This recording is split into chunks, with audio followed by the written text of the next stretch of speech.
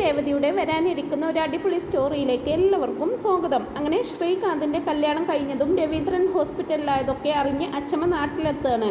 ശ്രീകാന്തിന്റെ കല്യാണം നടത്തിക്കൊടുത്ത രേവതിയോട് ചെറിയ പിണക്കത്തിലൊക്കെ ആയിരിക്കും സച്ചി. അവരുടെ ആ പിണക്കമെല്ലാം പറഞ്ഞു തീർക്കുന്നത് അച്ഛമ്മയായിരിക്കും. ഇങ്ങനെ അച്ഛമ്മയ്ക്ക് തിരികെ പോകേണ്ട സമയമാകുമ്പോൾ എത്രയും പെട്ടെന്ന് ഇവിടെ നിന്നങ്ങ് പോയാൽ മതിയായിരുന്നു. അച്ഛമ്മ ഇവിടെ കൂടുതൽ ദിവസം നിന്നാൽ എന്റെ കാര്യം കണക്കാണെന്നൊക്കെ പറയുന്ന ചന്ദ്രമതിയോട് അതെന്താ അമ്മ അങ്ങനെ പറയുന്നതെന്ന് ചോദിക്കുന്നുണ്ട് സുധി. കേൾക്കുന്നതല്ലേ അതും ഇതും ഒക്കെ പറഞ്ഞ് നിന്റെ അച്ഛമ്മ എന്നെ കുറ്റപ്പെടുത്തുന്നത്. യുടെയും ശ്രുതിയുടെയും ഒക്കെ മുമ്പിൽ ഞാൻ ആകെ നാണം കെട്ടുപോയി. ഇനിയും നിന്റെ അച്ഛമ്മ ഇവിടെ നിന്നിട്ടുണ്ടെങ്കിൽ അവർക്കൊന്നും എന്നെ യാതൊരു വിലയും ഉണ്ടാവില്ല. എന്തായാലും തിരികെ പോവുകയാണെന്ന് പറഞ്ഞു കേട്ടല്ലോ. അത് കേട്ടപ്പോയാ എനിക്ക് സന്തോഷമായതെന്നൊക്കെ പറയുകയാണ് ചന്ദ്രമതി സുധിയോട്. ആ സമയം തന്നെ ചന്ദ്രമതി അവിടേക്ക് വന്ന് എന്താ ചന്ദ്രൻ നിനക്ക് ഇത്ര വലിയ സന്തോഷം? ഞാൻ പോകുമെന്ന് ഓർത്തിട്ടാണോ എന്നൊക്കെ ചോദിക്കുമ്പോ അല്ലമ്മേ, അമ്മ കുറച്ച് ദിവസം കൂടി ഇവിടെ നിന്നിരുന്നെങ്കിൽ എനിക്ക് സന്തോഷമായേനെ എന്ന് ഞാൻ ഇവനോട് പറയുകയായിരുന്നു. അത് ശരിയാ, നിന്റെ സ്വഭാവം എന്താണെന്ന് എനിക്ക് നന്നായിട്ട് അറിയാമല്ലോ. നീ ചിന്തിക്കുന്നതും പ്രവർത്തിക്കുന്നതും എന്തൊക്കെ ആയിരിക്കുമെന്ന് എനിക്ക് നന്നായിട്ട് അറിയാമല്ലോ എന്നൊക്കെ അച്ഛമ്മ പറയുമ്പോൾ താനെ വാടിഞ്ഞു പോകുന്നുണ്ട് കേട്ടോ ചന്ദ്രയുടെ. ചന്ദ്രനാണെങ്കിൽ അമ്മയ്ക്ക് കുറച്ച് ദിവസം കൂടി നിന്നിട്ട് പോയാൽ മതിയായിരുന്നു എന്നൊക്കെ പറയുമ്പോൾ അത് പിന്നെ മോനെ, എനിക്ക് അവിടെ ചെന്നിട്ട് ഒരുപാട് കാര്യങ്ങൾ ചെയ്തു തീർക്കാനുണ്ട്.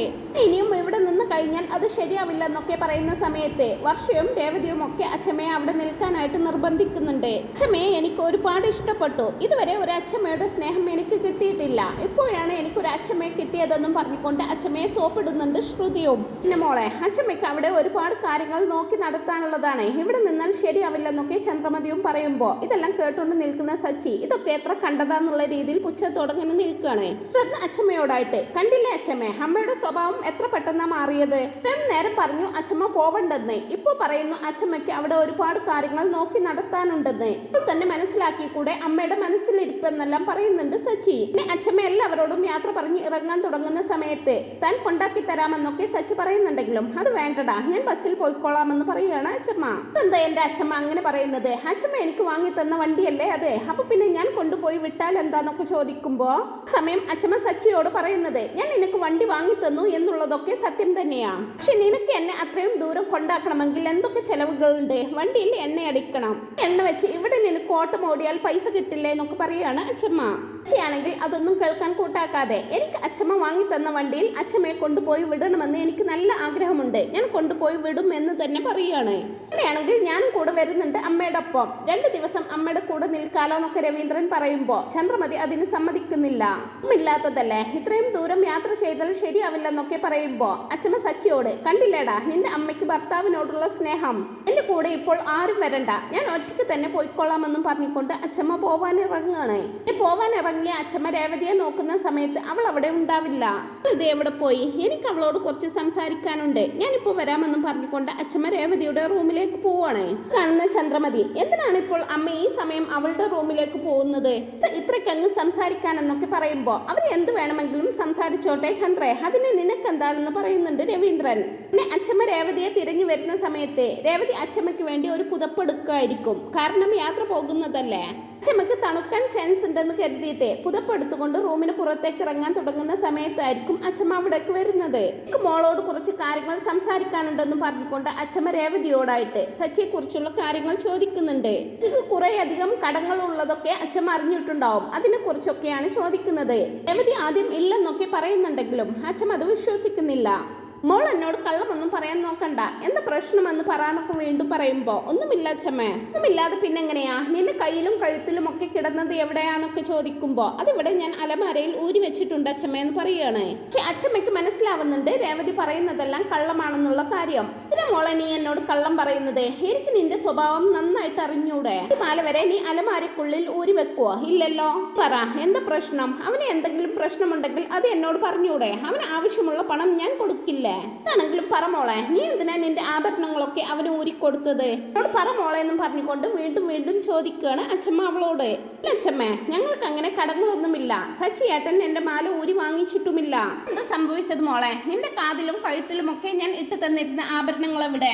എന്താ അത് അച്ഛമ്മയോട് പറയാൻ ഇത്ര ബുദ്ധിമുട്ടെന്നൊക്കെ വീണ്ടും ചോദിക്കുമ്പോൾ ഒടുവിൽ അച്ഛമ്മയുടെ നിർബന്ധത്തിന് വഴങ്ങി സംഭവിച്ചത് പറയാണ് രേവതി. അതായത് ചന്ദ്രമതി രവീന്ദ്രനെ പറ്റി ഒരിക്കൽ മോശമായിട്ട് സംസാരിച്ചപ്പോൾ എനിക്ക് വിഷമം തോന്നി ഞാൻ എല്ലാ ആഭരണങ്ങളും ഊരിക്കൊടുക്കുമായിരുന്നു. പിന്നെ ഞാൻ എൻ്റെ എല്ലാ ആഭരണങ്ങളും അമ്മയ്ക്ക് ഊരിക്കൊടുത്തെന്നെല്ലാം പറയുന്നുണ്ടെങ്കിലും അച്ഛമ്മയ്ക്ക് കാര്യങ്ങൾ വ്യക്തമാവുന്നില്ല. അവൾ അങ്ങനെ പറഞ്ഞെന്ന് കരുതി നീ എന്തിനാ അതെല്ലാം അവൾക്ക് ഊരിക്കൊടുത്തത്? എന്റെ മോൻ കഷ്ടപ്പെട്ടുണ്ടാക്കിയ പണം കൊണ്ട് വാങ്ങിച്ചതല്ലേ, അത് നീയല്ലേ അണിയേണ്ടത്? ഈ പറയുന്നവൾ 10-100 പവൻ അണിഞ്ഞിട്ടാണല്ലോ എന്റെ വീട്ടിലേക്ക് കയറി വന്നത്. ചന്ദ്രയോട് ഇതിനെ കുറിച്ചൊന്ന് ചോദിക്കാൻ ഇവിടെ ആരുമില്ലേ? ഞാനൊന്ന് ചോദിക്കട്ടെ എന്നൊക്കെ പറഞ്ഞ് അച്ഛമ്മ ചോദിക്കാൻ ഒരുങ്ങുമ്പോ വേണ്ട അച്ഛമ്മേ, അച്ഛമ്മ അത് ചോദിക്കാനൊന്നും നിൽക്കണ്ട. അമ്മയോട് ഇക്കാര്യം സംസാരിച്ച് അമ്മ എന്തെങ്കിലും തിരിച്ചു പറഞ്ഞാൽ അച്ഛനത് വലിയ വിഷമമാവും. അച്ഛന് വീണ്ടും വയ്യാതാവുമെന്നൊക്കെ രേവതി പറയുന്ന സമയത്ത് അത് ശരിയാണെന്ന് അച്ഛമ്മയ്ക്കും തോന്നുന്നുണ്ട്. പക്ഷെ ഇത്രയെല്ലാം ഇവിടെ നടന്നിട്ടും അതെല്ലാം കേട്ടിട്ടും നിന്റെ ഭർത്താവായിട്ടുള്ള സച്ചി അവളോടൊന്നും പറഞ്ഞില്ലേ എന്നൊക്കെ ചോദിക്കുമ്പോ പിന്നെ അച്ഛമ്മേ, ഞാൻ തന്നെ ഇതിനെ പറ്റി അമ്മയോട് സംസാരിച്ചിട്ടുണ്ട്. സച്ചിയേട്ടൻ അമ്മയോട് ചോദിക്കാൻ ഒരുങ്ങിയപ്പോൾ ഞാനാണ് അദ്ദേഹത്തെ തടഞ്ഞതെന്നെല്ലാം രേവതി പറയുമ്പോ സച്ചിയെയും കൂടി അകത്തേക്ക് വിളിക്കുകയാണ് അച്ഛമ്മ.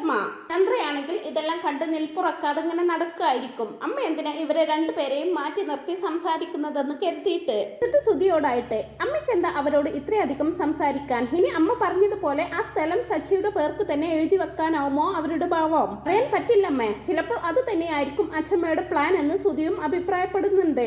അങ്ങനെ സച്ചി അകത്തേക്ക് വന്ന പാടെ അച്ഛമ്മ സച്ചിയുടെ മുഖം നോക്കി ഒരൊറ്റ അടി കൊടുക്കുന്നുണ്ട്. സച്ചി കാര്യം മനസ്സിലാവാത്തതുപോലെ എന്താ അച്ഛമ്മേ, അച്ഛമ്മ എന്തിനാ എന്നെ തല്ലിയതെന്നൊക്കെ ചോദിക്കുമ്പോ എന്നെ തല്ലുകയല്ല വേണ്ടത്, എന്താണ് നീ കാണിച്ചു വെച്ചിരിക്കുന്നത്? ഇവളെ ആഭരണങ്ങളെല്ലാം ഊരിക്കൊടുക്കുന്ന സമയത്ത് നീ ഒരു വാക്കെങ്കിലും പറഞ്ഞോ എന്നൊക്കെ ചോദിക്കുമ്പോ ഞാനൊന്നും പറയേണ്ട ആവശ്യമൊന്നും വന്നില്ല എന്റെ പൊന്നാച്ചമ്മേ. ഇവള് തന്നെ വിറപ്പിക്കല്ലായിരുന്നോ ഇവിടെ? ഇവള് തന്നെ അമ്മയ്ക്ക് നല്ല രീതിയിൽ കൊടുത്തിട്ടുണ്ട്. ഇനി ഞാനും കൂടി ഒന്നും പറയേണ്ടെന്ന് കരുതിയാ ഞാൻ ആ സമയം ഒന്നും മിണ്ടാതിരുന്നത്.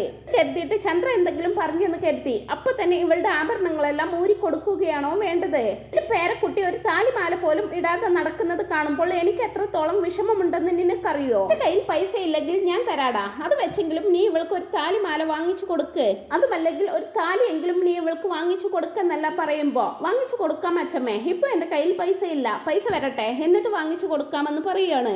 സച്ചിയുടെ നിസ്സഹായ അവസ്ഥ മനസ്സിലാക്കുന്ന അച്ഛമ്മ എന്റെ കയ്യിൽ ചിട്ടി പിരിച്ചു കിട്ടിയ കുറച്ച് പൈസയുണ്ട്, അത് നീ വാങ്ങിച്ചു കൊണ്ട് പോവണം, ആ പണം കൊണ്ട് നീ ഇവൾക്ക് വേണ്ട ആഭരണങ്ങൾ വാങ്ങിച്ചു കൊടുക്കണമെന്നെല്ലാം ഉപദേശിക്കുകയാണ്. അതിനിടയ്ക്ക് രേവതിയാണെങ്കിൽ പറയുന്നത് അതൊന്നും വേണ്ട അച്ഛമ്മേ, ഞാൻ ആ സമയത്ത് അമ്മയോട് പറഞ്ഞിട്ടുണ്ടായിരുന്നു എനിക്ക് വേണ്ട ആഭരണങ്ങൾ സച്ചിയേട്ടൻ അധ്വാനിച്ച് ഉണ്ടാക്കിയ പണം കൊണ്ട് വാങ്ങിത്തരുമെന്ന്, വാങ്ങി തന്നാൽ മതി എന്നൊക്കെ രേവതി അച്ഛമ്മയോട് പറയുമ്പോ അച്ഛമ്മേ ഇവള് ശബ്ദം ചെയ്തിരിക്കുകയാണ്, അവൾക്ക് വേണ്ടതൊക്കെ ഞാൻ തന്നെ വാങ്ങിച്ചു കൊടുക്കുമെന്ന്. അവൾ പറഞ്ഞതുപോലെ ഞാൻ തന്നെ അവൾക്കെല്ലാം പതിയെ വാങ്ങിച്ചു കൊടുത്തോളാം. അവരുടെ രണ്ടുപേരുടെയും അങ്ങനെയുള്ള സംസാരമൊക്കെ കേട്ട് അച്ഛമ്മയുടെ ദേഷ്യം ഒന്ന് അടങ്ങുന്നുണ്ട്. അമ്മ പറയുന്നത് നിങ്ങൾ എന്തൊക്കെ പറഞ്ഞാലും ചന്ദ്രയെ ഞാൻ അങ്ങനെ വെറുതെ വിടാൻ ഉദ്ദേശിക്കുന്നില്ല, എന്തെങ്കിലും കാരണം പറഞ്ഞു വീട്ടിലേക്ക് വരുമല്ലോ, അപ്പൊ ഞാൻ അവൾക്ക് വേണ്ടത് കൊടുത്തോളാം എന്നൊക്കെ പറയാണ് അച്ഛമ്മ. അങ്ങനെ കാര്യങ്ങളെല്ലാം സംസാരിച്ച് ചന്ദ്രമതിയെ കടുപ്പത്തിൽ ഒന്ന് നോക്കിയതിനു ശേഷം ഒരിക്കൽ കൂടി എല്ലാവരോടും യാത്ര പറയാണ് അച്ഛമ്മ. സമയം വർഷയോടും ശ്രീകാന്തിനോടും അച്ഛമ്മയുടെ കാൽ തൊട്ട് അനുഗ്രഹം വാങ്ങിക്കാൻ പറയുന്നുണ്ട് രവീന്ദ്രൻ. അവരങ്ങനെ അനുഗ്രഹം വാങ്ങുന്ന സമയത്ത് അച്ഛമ്മ കുറച്ച് പൈസ എടുത്ത് ശ്രീകാന്തിന്റെ കയ്യിൽ കൊടുക്കുന്നുണ്ട്. അത് കണ്ട് ഞങ്ങൾക്കും വേണം അച്ഛമ്മയുടെ അനുഗ്രഹം എന്നും പറഞ്ഞുകൊണ്ട് ശ്രുതി വേഗം ശ്രുതിയെയും കൂട്ടി വരുന്നുണ്ട് അച്ഛമ്മയുടെ അനുഗ്രഹം വാങ്ങിക്കാൻ. ശ്രുതിക്കും കൊടുക്കുന്നുണ്ട് അച്ഛമ്മ കുറച്ച് പൈസ. അതിനുശേഷം ശ്രുതിയോടായിട്ട് പറയുന്നത് മോളാണ് ഈ വീട്ടിലെ മൂത്ത മരുമകള് കൊണ്ട് അതിൻ്റെതായിട്ടുള്ള രീതിയിൽ വേണം മോള് മുന്നോട്ട് ജീവിക്കാൻ, അല്ലാതെ നിന്റെ അമ്മയെ കണ്ട് പഠിക്കരുത് കേട്ടോ എന്നൊക്കെ പറഞ്ഞ് ചന്ദ്രമതിക്ക് നല്ല താങ്ങ് തന്നെ താങ്ങുന്നുണ്ട് അച്ഛമ്മ. എന്നിട്ട് രേവതിയെ കണ്ട് പഠിക്കാനും അങ്ങനെ ചെയ്താൽ ഈ വീട്ടിലെ ഏറ്റവും നല്ല മരുമകൾ മോളായിരിക്കുമെന്നും കൂടി പറഞ്ഞു കൊടുക്കുന്നുണ്ട്. അതെല്ലാം കേൾക്കുന്ന ചന്ദ്രമതിക്ക് നന്നായിട്ട് തന്നെ ദേഷ്യം വരുന്നുണ്ടെങ്കിലും ഒന്നും മിണ്ടാതെ അങ്ങനെ നിൽക്കുകയാണ്. വൈകാതെ അച്ഛമ്മ അവരോടെല്ലാവരോടും യാത്ര പറഞ്ഞു പോവുകയാണ് ചെയ്യുന്നത്. എന്നിട്ട് ചന്ദ്രമതി രവീന്ദ്രനെ സോപ്പിടാനായിട്ട് ഒരു ഗ്ലാസ് പാലുമായിട്ട് രവീന്ദ്രന്റെ അരികിലേക്ക് ചെല്ലുകയാണ്. രവിയേട്ടാ ഈ പാല് കുടിക്കെന്നൊക്കെ പറഞ്ഞു കൊടുക്കുന്ന സമയത്ത് നീ അത് മക്കൾക്കെങ്ങാനും കൊണ്ടുപോയി കൊടുക്ക്, അല്ലേ ജോലി കഴിഞ്ഞ് ക്ഷീണിച്ച് വരുന്നത് അവർക്ക് കൊണ്ടുപോയി കൊടുക്ക്, ഞാനിവിടെ ജോലിക്കൊന്നും പോകാതെ ഇരിപ്പല്ലേ. വേണ്ട മക്കൾക്കൊക്കെ പിന്നെ കൊടുക്കാം, നിങ്ങളിപ്പോ തൽക്കാലം ഇത് കുടിക്ക്, നിങ്ങളുടെ അമ്മ പറഞ്ഞത് കേട്ടില്ലേ, നിങ്ങളെ ഞാൻ നോക്കാത്തത് കൊണ്ടാണ് നിങ്ങൾക്ക് വയ്യായ്ക വന്നതെന്ന്, അപ്പൊ ഇനി നിങ്ങളെ നന്നായിട്ട് നോക്കാമെന്ന് കരുതി അതിനാണ് ഈ പാല് കൊണ്ടുവന്നിരിക്കുന്നത്, നിങ്ങൾ ഇത് കുടിച്ചേന്നൊക്കെ പറയുമ്പോ ഓ അപ്പൊ അമ്മയെ പേടിച്ചിട്ടാണല്ലേ, അല്ലാതെ നീ സ്വന്തം ഇഷ്ടത്തിന് എനിക്കിത് കൊണ്ടുവന്ന് തരില്ലെന്ന് എനിക്ക് നന്നായിട്ട് അറിയാമല്ലോ, എന്തായാലും കൊണ്ടുവന്നതല്ലേ ഇങ്ങ് തന്നേക്കെന്നും പറഞ്ഞുകൊണ്ട് രവീന്ദ്രൻ അത് വാങ്ങിക്കുന്നുണ്ട്. അങ്ങനെ രവീന്ദ്രൻ എല്ലാവരെയും കൂട്ടി അമ്മയുടെ അടുത്തേക്ക് പോവണം, എങ്കിൽ അമ്മയുടെ പിണക്കമൊക്കെ ശരിക്കും മാറുകയുള്ളൂ, അവിടെ പോയി കുറച്ച് ദിവസം നിൽക്കണമെന്നൊക്കെ പറയുന്ന സമയത്ത് ചന്ദ്രമതി ചന്ദ്രമതിയും അതിന് അനുകൂലിക്കുന്നുണ്ട്. ശ്രുതിയോടും ശ്രുതിയോടും ഇക്കാര്യം പറയുന്ന സമയത്ത് അവരും വരാമെന്ന് സമ്മതിക്കുന്നുണ്ട്. അവരെങ്ങനെ സംസാരിച്ച് നിൽക്കുന്ന സമയത്തായിരിക്കും കൊതുകിനെ കൊല്ലാനായിട്ട് വർഷ അവിടേക്ക് ബാറ്റുമായിട്ട് വരുന്നത്.